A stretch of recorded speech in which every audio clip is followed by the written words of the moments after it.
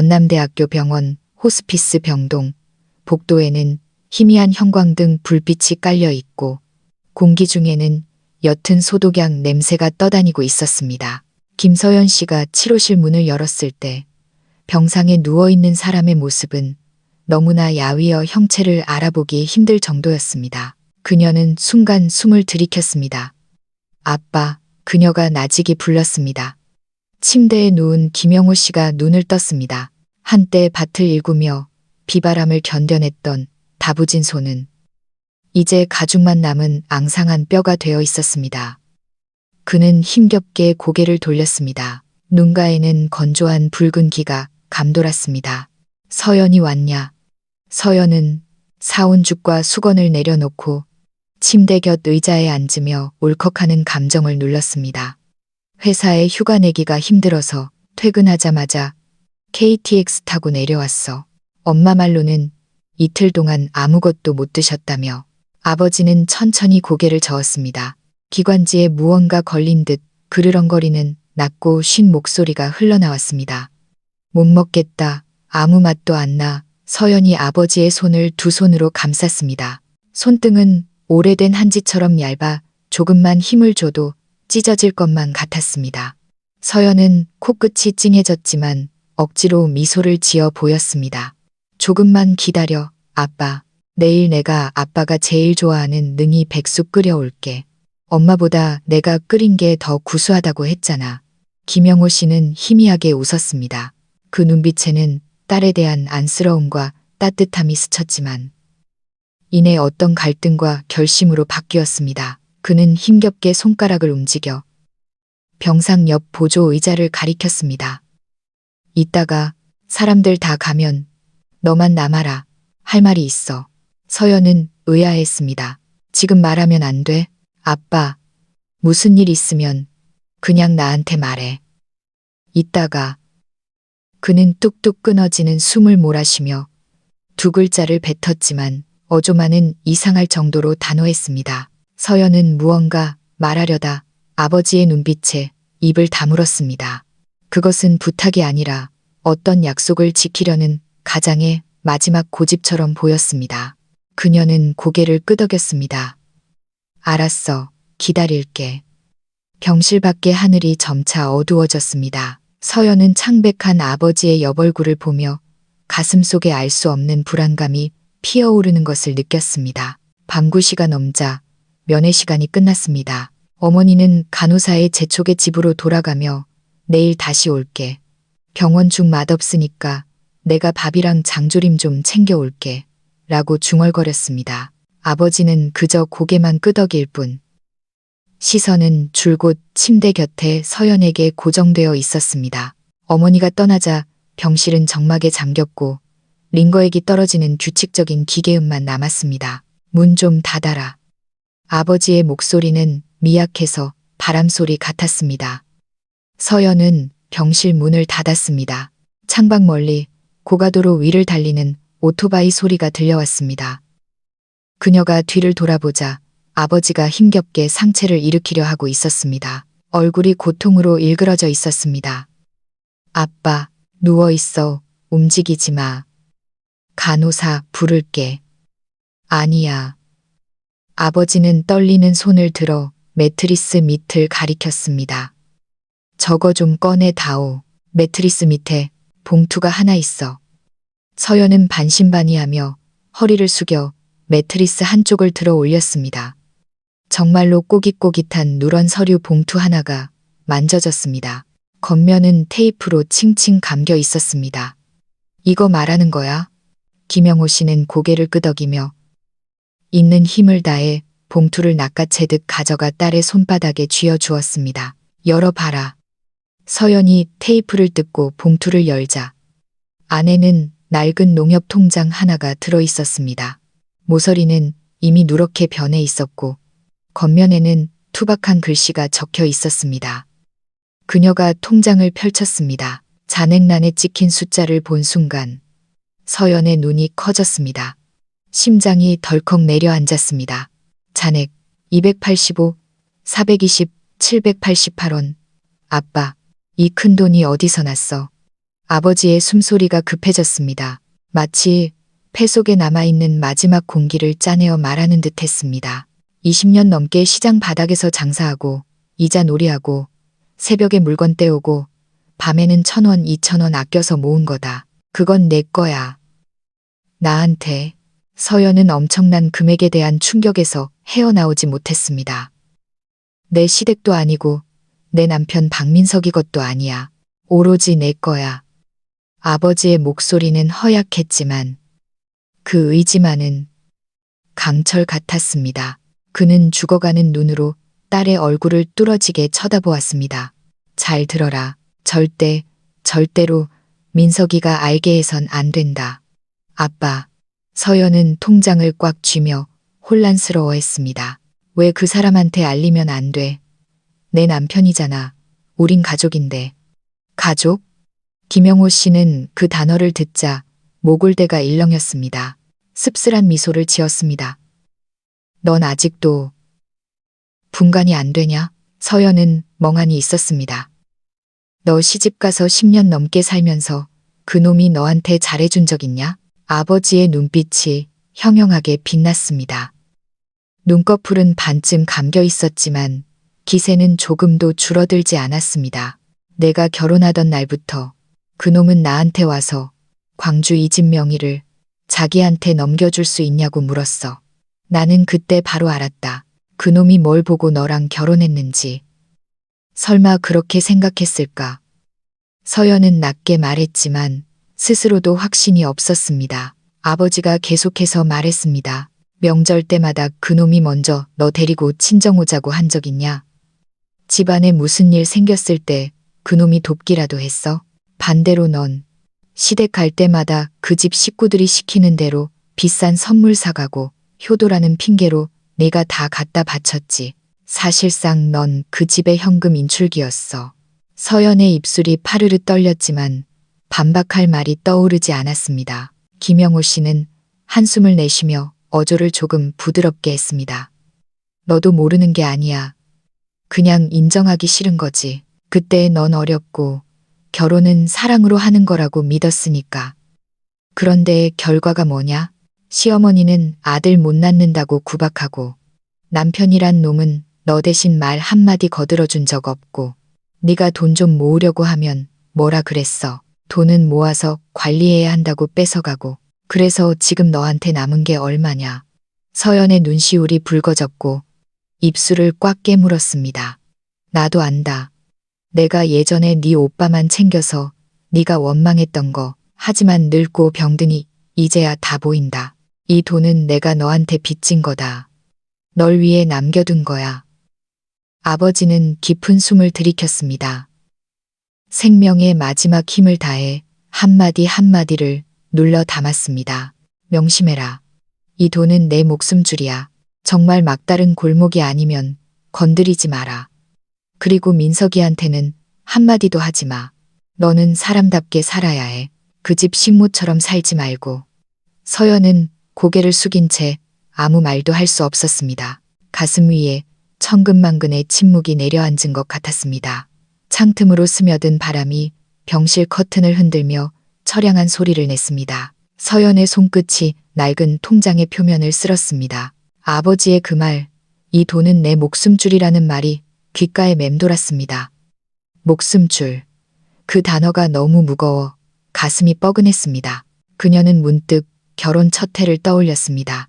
아무것도 모르고 시댁에 가서 며느리 노릇을 하던 그때 남편 박민석은 우리 엄마 말은 3개 해도 마음은 여린 분이니 내가 부지런히 하면 다 인정해 주실 거야 라고 했습니다. 그 해 설날 그녀는 허리가 끊어질 듯한 통증을 참아가며 시댁의 모든 제사 음식을 만들고 설거지를 했습니다. 손이 터져 피가 날 정도였지만 돌아온 것은 시어머니 이옥자 여사의 차가운 한마디였습니다. 친정에서 배운 게 고작 이거냐. 설거지 하나 제대로 못해서 그릇이가 다 나갔잖아. 그녀가 방으로 돌아와 울었을 때 박민석은 차갑게 말했습니다. 좀 참아. 노인네라 입이 거친 걸 어떡해. 네가 예민하게 굴지 마. 또 어느 해에는 시누이 박지은의 카드값 문제로 부부가 다툼을 때 박민석은 서연의 적금 통장을 들고 소리쳤습니다. 돈은 부부가 공동으로 관리하는 거라며 동생이 급하다는데 이걸 왜 못 내놓아. 그녀는 침묵 끝에 결국 통장을 내주었습니다. 한 번의 양보, 한 번의 인내. 그녀는 그것이 가정을 위한, 사랑을 위한 길이라 믿었습니다. 하지만 10년이 지난 지금 그녀에게 남은 것은 아무것도 없었습니다. 오직 지독한 피로뿐. 사람답게 살아라. 그 집 식모처럼 살지 말고. 아버지의 그 말이 뇌리를 때렸습니다. 이 봉투는 단순한 돈이 아니었습니다.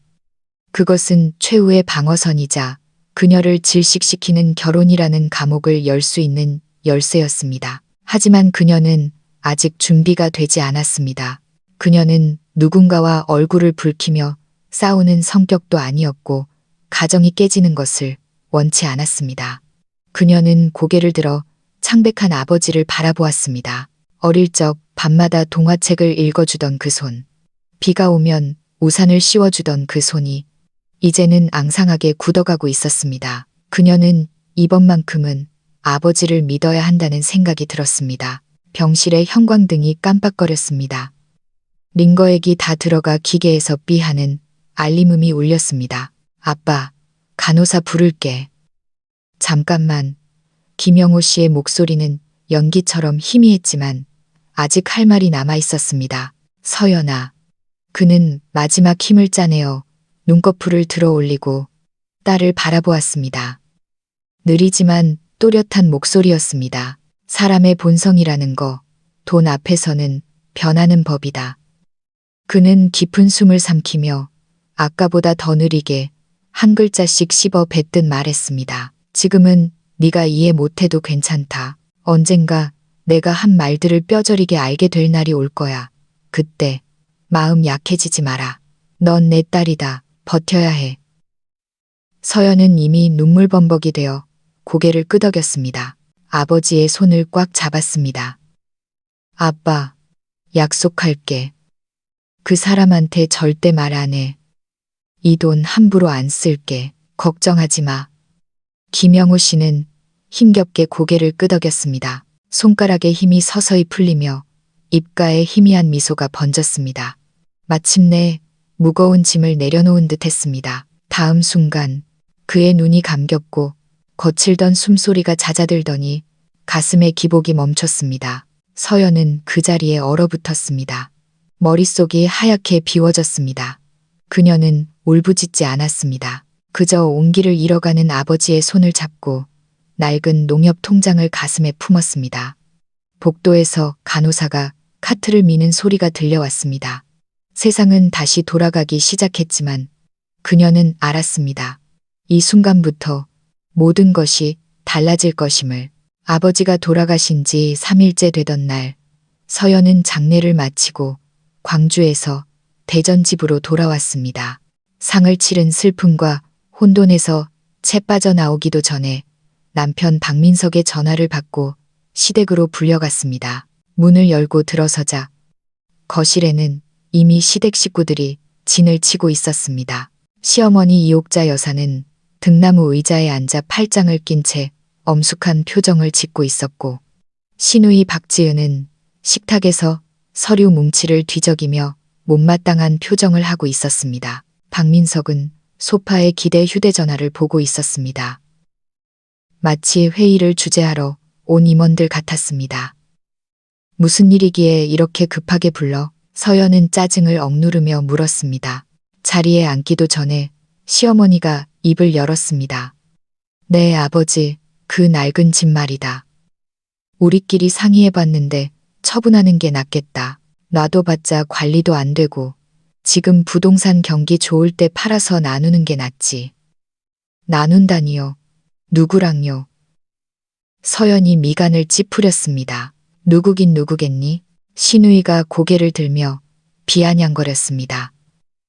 아버님도 돌아가셨고 언니는 그분 딸이고 오빠는 언니 남편이잖아. 그럼 한 가족인데 그 집값을 언니 혼자 꿀꺽하려는 건 아니지? 아빠 장례 치른 지 얼마나 됐다고 지금 재산 타령이에요. 급한 게 아니라 현실을 보자는 거야. 박민석이 드디어 입을 열었습니다. 목소리는 평온했지만 눈빛은 차가웠습니다. 지금 그 집 시세가 3, 4억은 해. 장모님은 일찍 돌아가셨고 처남은 연락 끊긴 지 오래잖아. 우리가 합리적으로 나누자고. 내가 나서서 처리할게. 지은이도 이번에 아파트 분양받아야 하고 우리도 대출금 갚아야 하니까 같이 쓰는 게 낫잖아. 서연은 남편의 그 뻔뻔한 얼굴을 보며 현기증을 느꼈습니다. 아버지가 땅에 묻히기도 전에 이 사람들은 머릿속으로 계산기를 두드리고 있었던 것입니다. 그건 우리 아빠 집이야. 분명히 나한테 남기신다고 했어. 당신들이 아니라. 서연의 목소리는 크지 않았지만 단호했습니다. 너 미쳤니? 이옥자 여사가 벌떡 일어나며 소리쳤습니다. 너는 우리 박씨 집안 며느리야. 친정에서 뭐 좀 떨어진다 싶으면 당연히 시댁 살림에 보태야지.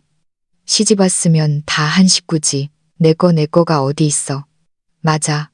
옛날에 언니네 친정 힘들었을 때 오빠가 아버님 병원비 내준 건 생각 안 나? 그땐 오빠 돈이고 이제 돈 생기니까 언니 돈이야. 신우이가 코웃음을 쳤습니다. 그거 내 월급이었어. 서연이 잘라 말했습니다. 당신들은 10원 한 푼 보탠 적 없어. 김서연. 박민석이 이름을 불렀습니다. 어조는 낮았지만 위협적이었습니다. 좋게 말할 때 듣지. 고집 피워서 서로 얼굴 붉히면 누구한테도 안 좋아. 엄마, 혈압도 높은데 쓰러지게 만들 셈이야. 난 그냥 아빠의 유언을 따를 뿐이야. 장인어른이 뭐라고 하셨는지 누가 알아? 유언장 썼어. 녹음이라도 있어?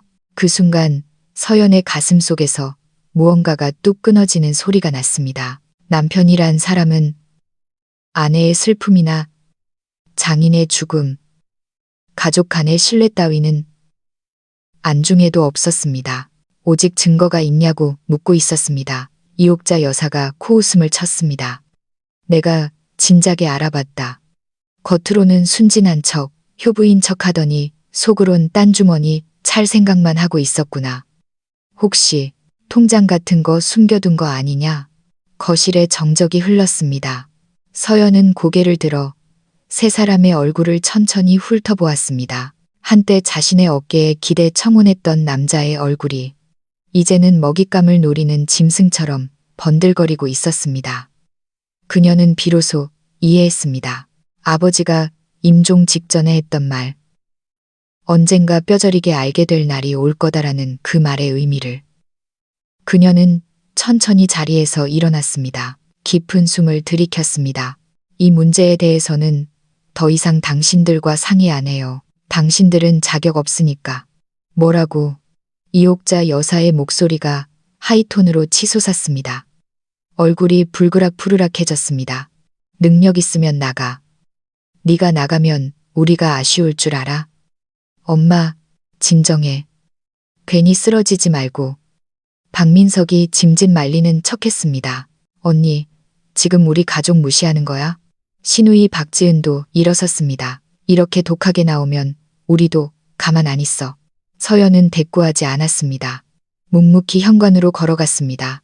문고리를 잡은 그녀의 등은 미동도 하지 않았습니다.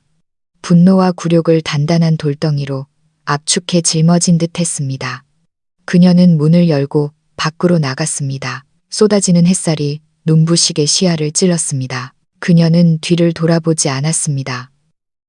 다시는 돌아보지 않을 것입니다. 당신 월급 통장 나한테 넘겨. 내가 관리해 줄게.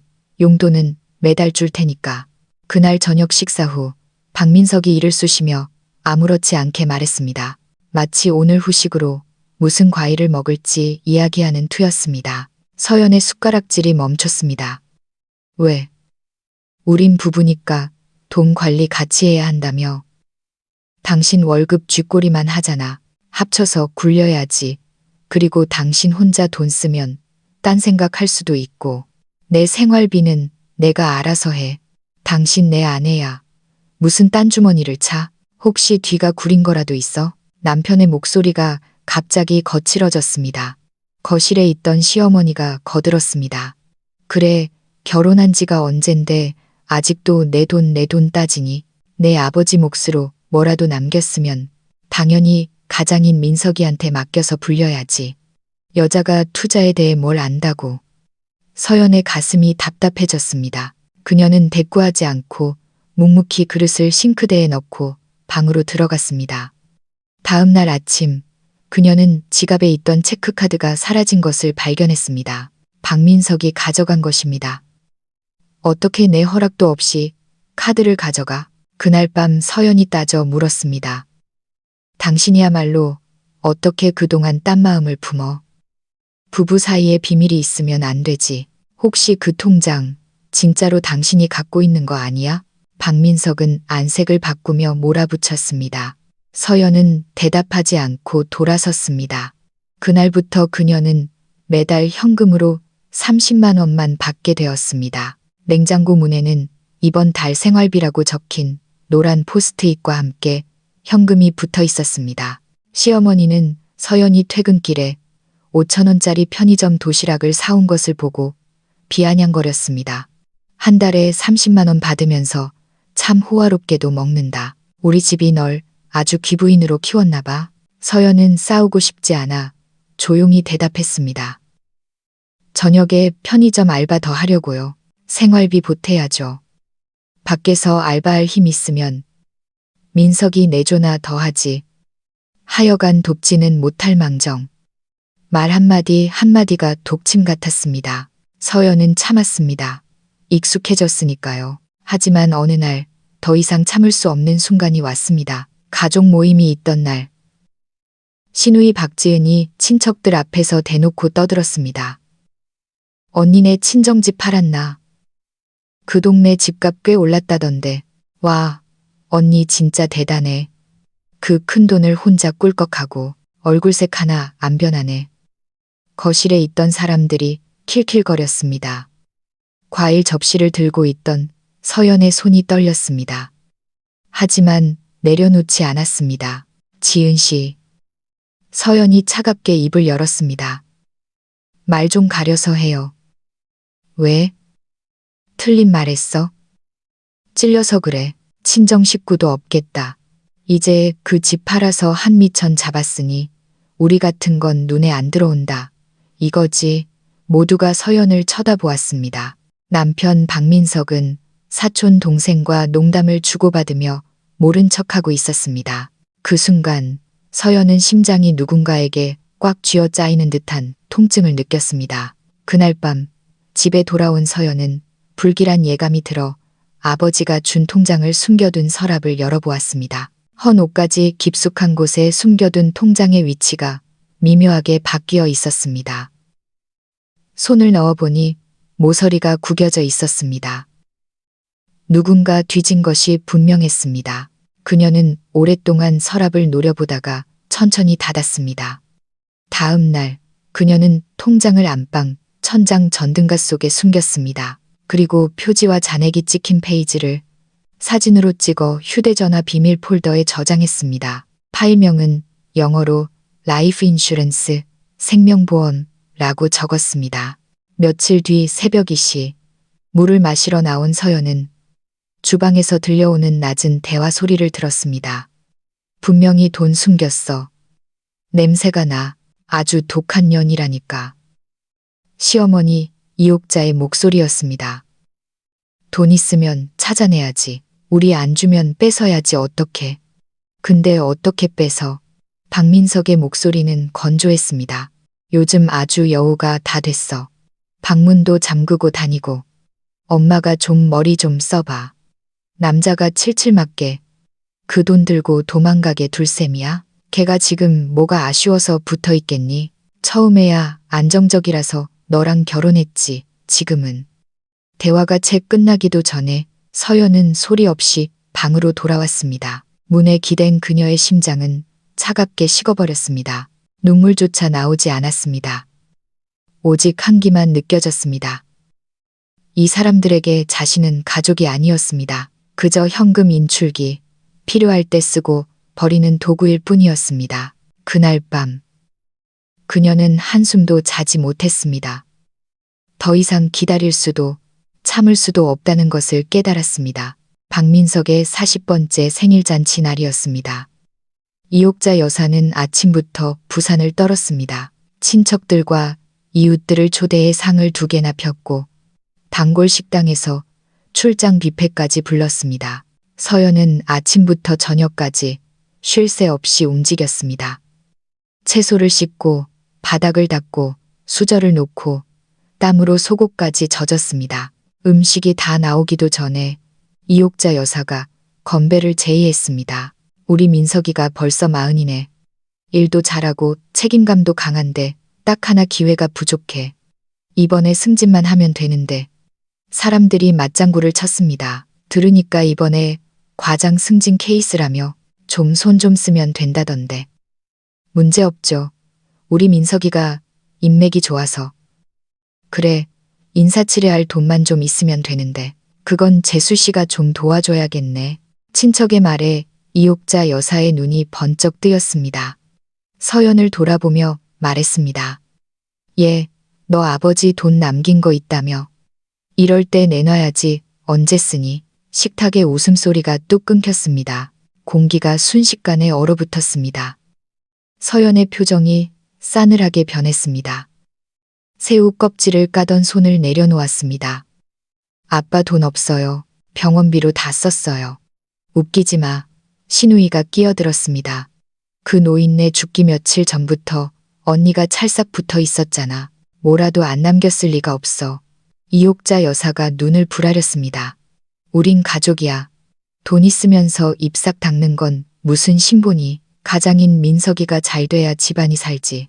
넌 마누라가 돼서 그게 그렇게 아깝니? 서연은 남편을 쳐다보았습니다. 한마디라도 막아주길 바랐습니다. 박민석은 곤란한 척 미간을 찌푸렸습니다. 서연아, 그냥 솔직하게 말해. 사람들 앞에서 민망하게 하지 말고. 그 순간 서연의 마음은 절대영도로 떨어졌습니다. 지금 나를 도와주는 거야? 아니면 협박하는 거야? 그녀가 낮게 물었습니다. 고인물처럼 탁한 목소리였습니다. 남편은 대답 대신 시선을 피했습니다. 이옥자 여사가 식탁을 탁 내리쳤습니다. 젓가락이 튀어 올랐습니다. 내가 똑바로 말할게. 오늘 그거 안 내놓을 거면 짐 싸서 나가. 서연이 천천히 일어났습니다. 테이블 옆에 있던 소주잔을 들었습니다. 손은 떨리지 않았습니다. 마치 의식을 치르듯 고요했습니다. 이 잔, 당신들에게 바칠게요. 그녀는 잔에 든 술을 바닥에 천천히 쏟아부었습니다. 그리고 빈잔을 식탁 위로 툭 던졌습니다. 쨍그랑 소리가 났습니다. 원하는 대로 해드리죠. 그녀는 뒤도 돌아보지 않고 방으로 들어갔습니다. 지퍼 소리가 들렸습니다. 서연은 자신의 옷, 세면도구, 충전기, 작은 화장품 파우치를 여행 가방에 던져 넣었습니다. 모두 그녀가 지난 몇 년간 아끼고 아껴서 산 초라한 물건들이었습니다. 아래층 거실은 쥐 죽은 듯 조용했습니다. 그녀가 캐리어를 끌고 계단을 내려왔습니다. 거실을 지나갈 때 아무도 입을 떼지 못했습니다. 오직 이옥자 여사만이 이를 갈며 작게 속삭였습니다. 배짱 좋네. 나가면 다시는 들어올 생각 마라. 박민석이 짐짓 여유로운 척 말을 걸었습니다. 서연아, 욱해서 그러지 말고 말로 해. 서연은 그에게 눈길조차 주지 않았습니다. 현관문을 열자 찬바람이 훅 끼쳐 들어왔습니다. 그녀는 캐리어를 끌고 뒤도 돌아보지 않은 채 박씨 집안의 대문을 나섰습니다. 밤 공기가 무겁게 짓눌렀습니다. 가로등은 깜빡거렸고 11월 대전의 밤바람이 그녀의 외투자락을 거칠게 흔들었습니다. 그녀는 걷고 또 걸었습니다. 목적지도 없었습니다. 등 뒤에 세상이 소리 없이 무너져 내리는 것 같았습니다. 그녀는 어느 작은 공원 벤치에 앉았습니다. 옆에는 녹슨 스프링 목마와 바람에 날리는 전단지가 있었습니다. 그녀는 휴대전화를 꺼내 사진첩을 열었습니다. 통장 사진을 눌렀습니다. 어둠 속에서 285, 420, 788이라는 숫자가 선명하게 빛났습니다. 그것은 마치 어둠을 밝히는 방패 같았습니다. 그녀는 중얼거렸습니다. 아빠, 나 아빠 말 들었어. 눈물이 소리 없이 흘러내렸습니다. 고통이 아니었습니다. 결심이었습니다. 그녀는 비로소 자유가 무엇인지 알게 되었습니다. 집을 떠나는 것이 아니라 더 이상 참지 않는 것. 그것이 자유였습니다. 방은 작았습니다. 약 6평 남짓한 고시원. 벽지는 누렇게 떴고 화장실 변기 커버는 덜렁거렸습니다. 욕실 등은 깜빡거렸습니다. 하지만 서연이 침대 모서리에 앉았을 때 그녀는 전례 없는 고요함을 느꼈습니다. 시어머니의 욕설도 남편의 냉대도 시누이의 비아냥도 없었습니다. 낡은 스탠드 조명과 하얗게 바랜 침대 시트뿐이었습니다. 그녀는 짐을 풀고 커튼을 쳤습니다. 침대 구석에 몸을 웅크렸습니다. 마치 생존자처럼. 후, 전기포트물이 끓었습니다.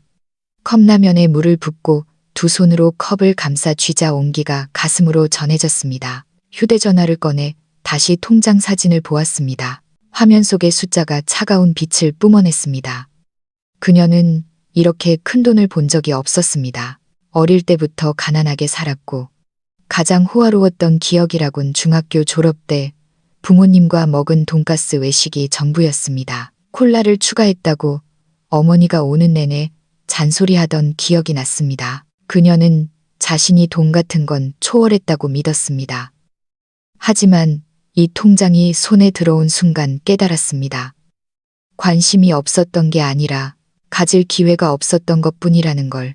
그녀는 휴대전화를 내려놓고 침대에 누웠습니다. 천장에 얼룩이 보였습니다.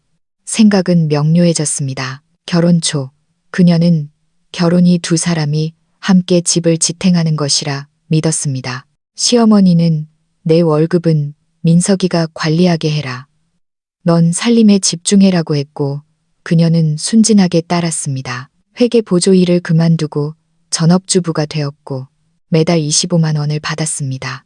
유산했을 때 시어머니는 내 몸이 부실해서 그런 걸 누굴 탓해 라고 했고 그녀는 이를 악물고 참았습니다.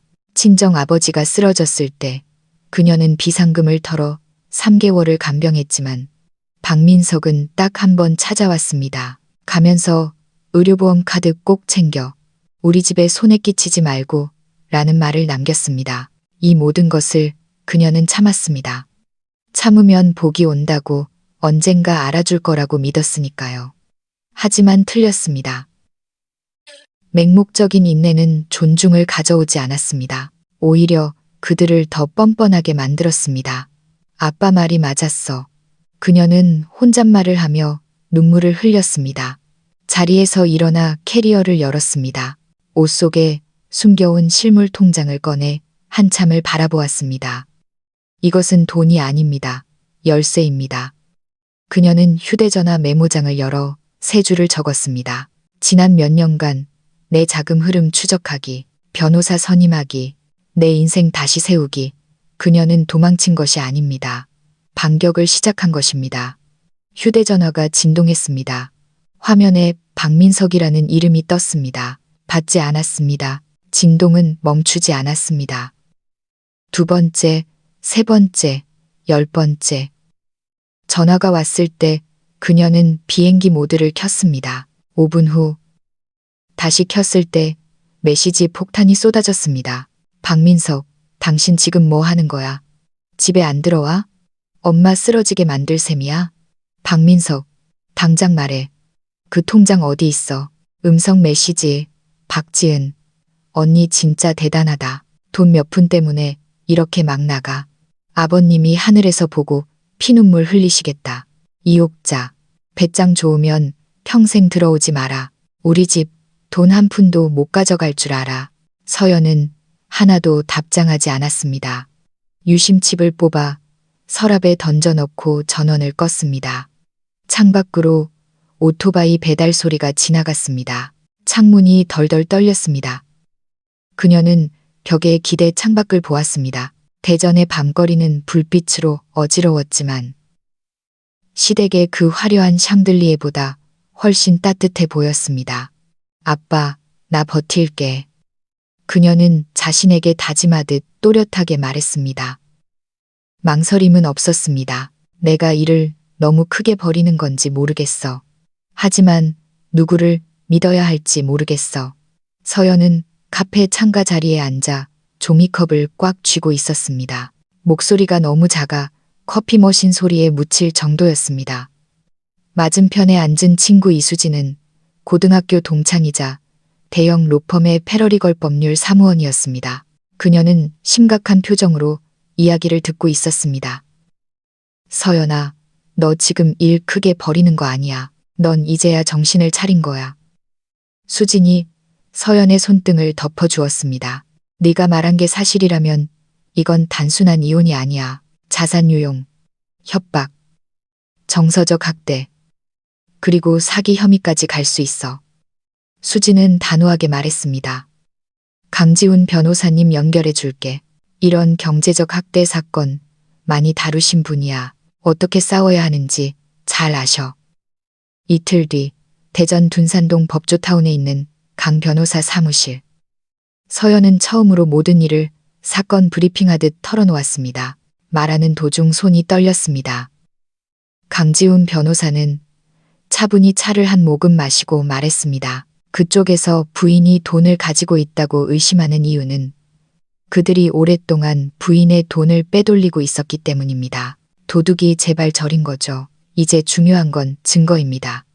그 다음 날부터 3일 동안 강 변호사는 서연과 함께 은행, 카드사를 돌며 지난 3년간의 거래 내역을 조회했습니다.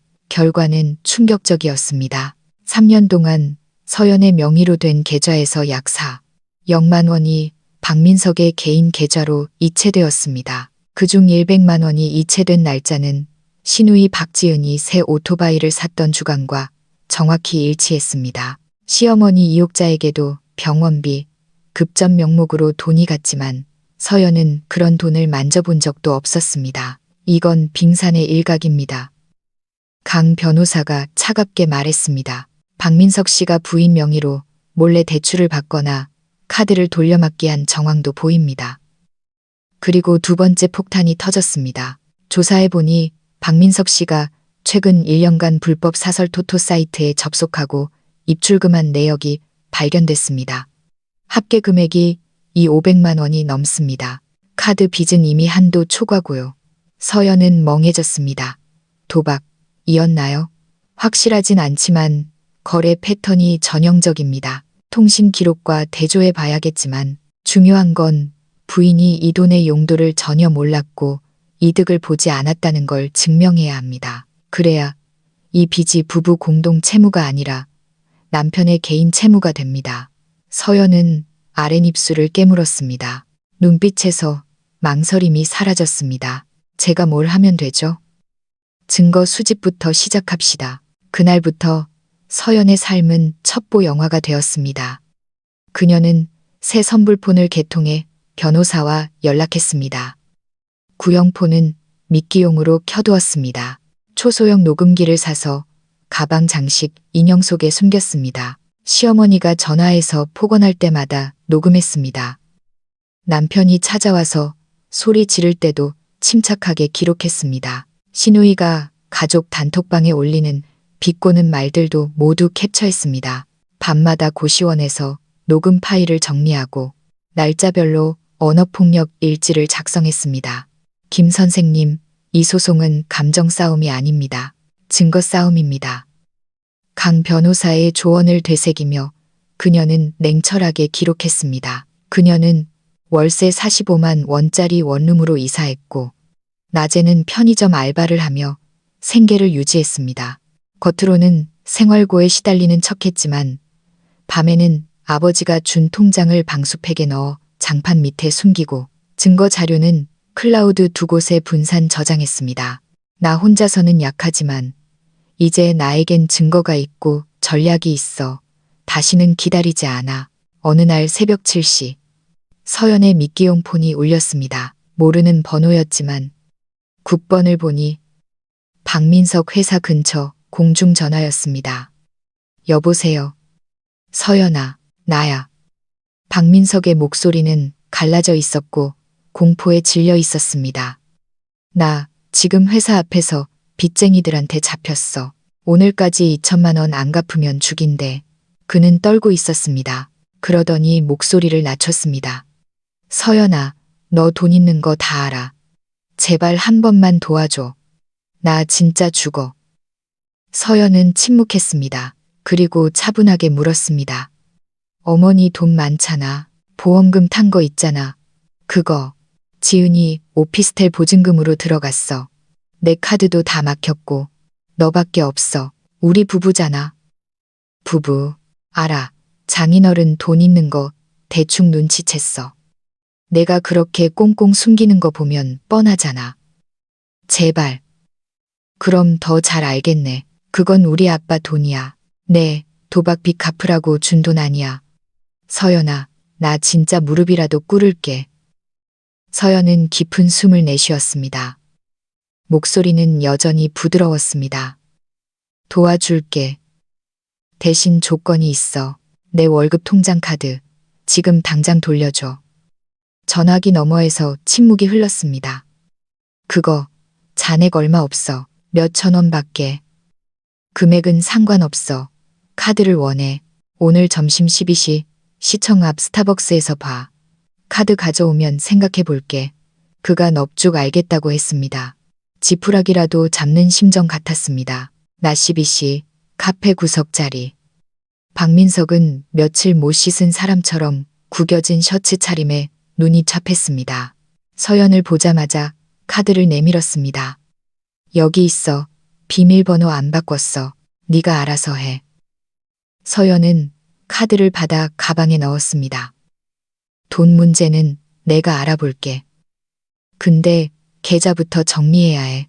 예전처럼 당신네 식구들이 맘대로 손대면 안 되잖아. 박민석은 안도하는 표정으로 고개를 끄덕였습니다. 서연은 일어나며 마지막으로 그를 바라보았습니다. 민석 씨, 난 이제 숫자만 믿어. 그녀는 뒤도 돌아보지 않고 나갔습니다. 오후 3시, 그녀는 은행 창구에서 최근 3년간의 거래 내역서를 출력했습니다. 첫 페이지를 넘기자 숨이 턱 막혔습니다. 출금 박민석 1, 300영원, 이체 박지은 900영원, 이체 이옥자 1, 500영원, 출금 생활비, 잡비사 200, 영원 5회 분할 4천만 원에 가까운 돈이 이렇게 야금야금 사라졌습니다.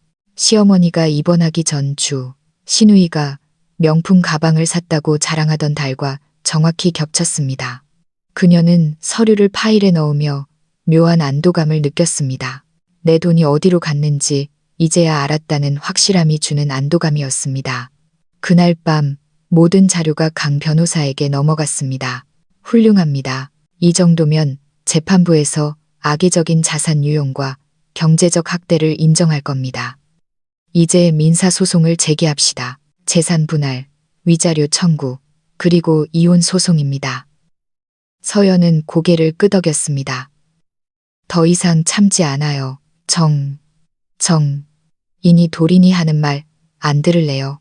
나를 현금 인출기 취급한 대가를 치르게 할 거예요. 소장 접수했습니다. 강 변호사가 서류 두 뭉치를 책상에 올렸습니다. 하나는 부당이득 반환 청구, 하나는 이혼 소장.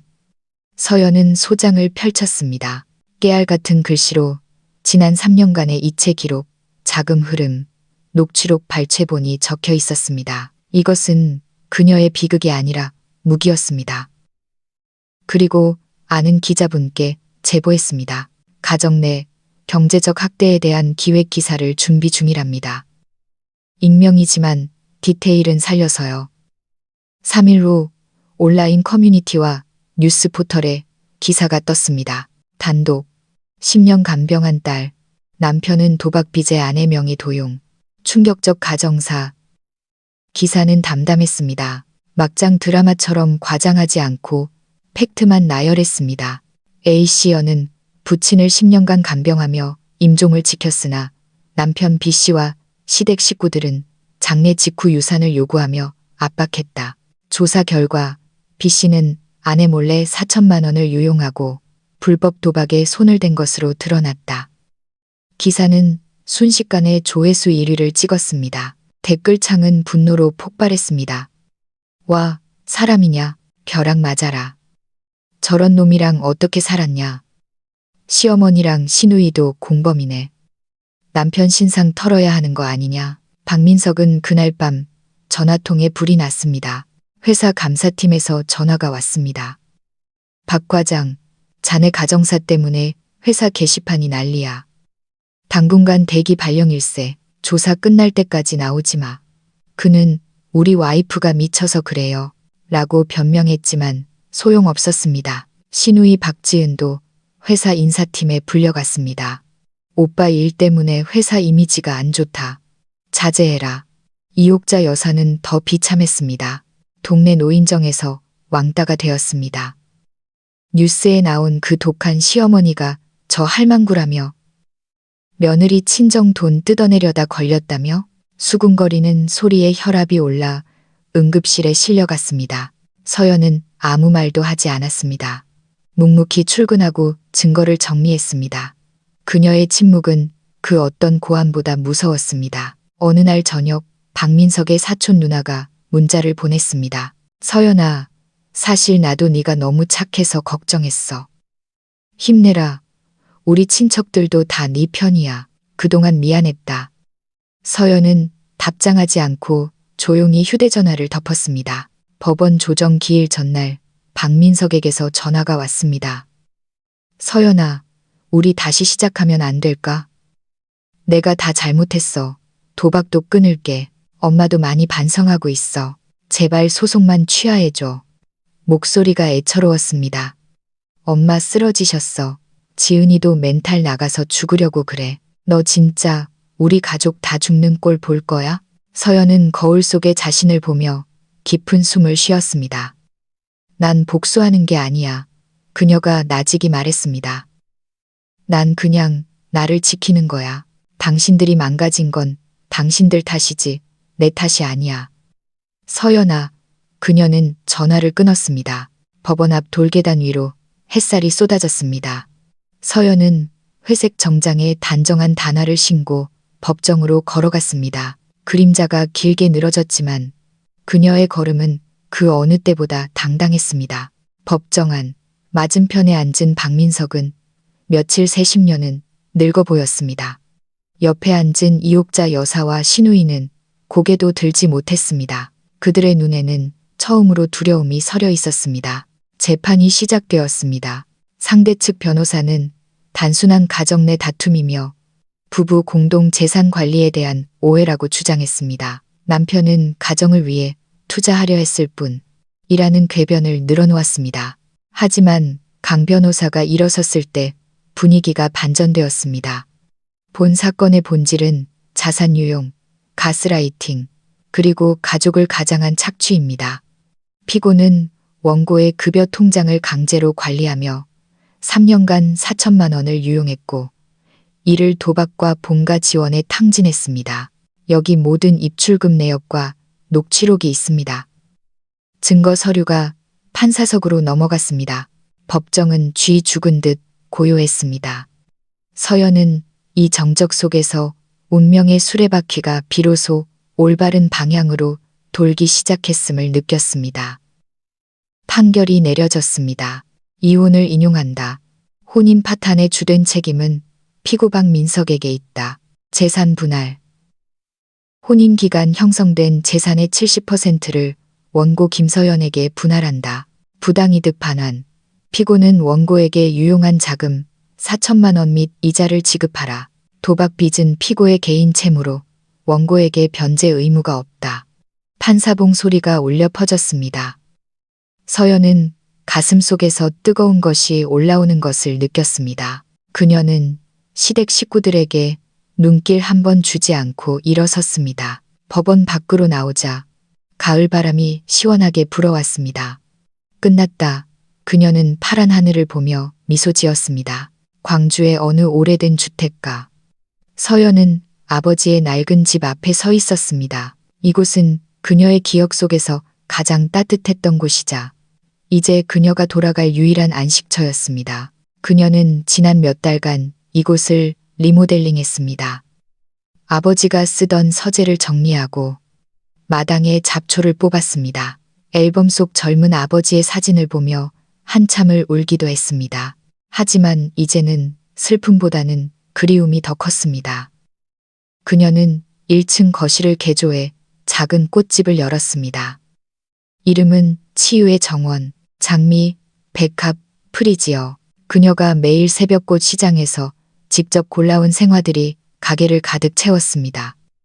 그녀에게 꽃을 다듬는 일은 상처받은 자신의 마음을 어루만지는 과정과 같았습니다. 개업식 날, 서연은 편안한 리넨 원피스를 입고 손님을 맞았습니다. 지나가던 동네 주민들이 들어와 꽃향기를 맡으며 미소 지었습니다. 꽃이 참 싱싱하네요. 주인장 얼굴도 밝아서 좋고. 그녀는 인스타그램에 꽃 사진과 함께 짧은 에세이를 올리기 시작했습니다. 그녀의 사연을 아는 사람들이 하나둘 찾아와 응원해 주었습니다. 어느 날 예전 직장 동료에게서 전화가 왔습니다. 서연아, 소식 들었어. 꽃집 한다며. 너 진짜 멋있다. 고마워. 이제야 진짜 내가 하고 싶은 일을 찾은 것 같아. 난 네가 그렇게 강한 줄 몰랐어. 존경한다. 진짜. 그녀는 웃었습니다. 나도 몰랐어. 내가 이렇게 강한지. 그녀는 창가에 서서 분주하게 지나가는 사람들을 바라보았습니다. 이제 그녀는 누군가의 아내, 누군가의 며느리가 아니라 김서연이라는 이름으로 서 있었습니다. 아빠, 나 이제 알 것 같아. 그녀는 마음속으로 아버지에게 말을 걸었습니다. 돈이 목숨줄이 아니라 나를 지키려는 내 마음이 목숨줄이었어. 아빠 덕분에 깨달았어. 고마워. 그녀의 눈빛은 더 이상 흔들리지 않았습니다. 딸랑, 문이 열리고 손님이 들어왔습니다. 어서 오세요. 서연은 환하게 웃으며 손님을 맞이했습니다. 그녀의 새로운 인생이 저 꽃들처럼 활짝 피어나고 있었습니다. 김서연 씨의 선택. 여러분은 어떻게 보셨나요? 그녀는 맹목적인 인내를 멈추고 법과 행동으로 자신의 존엄을 되찾았습니다. 어떤 이들은 너무 매정하다고 할 수도 있겠지만 가족이라는 이름으로 자행되는 착취 앞에서 과연 다른 선택지가 있었을까요? 여러분의 삶에도 혹시 말 못할 억울함이나 참고만 있는 관계가 있지는 않나요? 오늘 이 이야기가 여러분에게 작은 용기가 되었기를 바랍니다.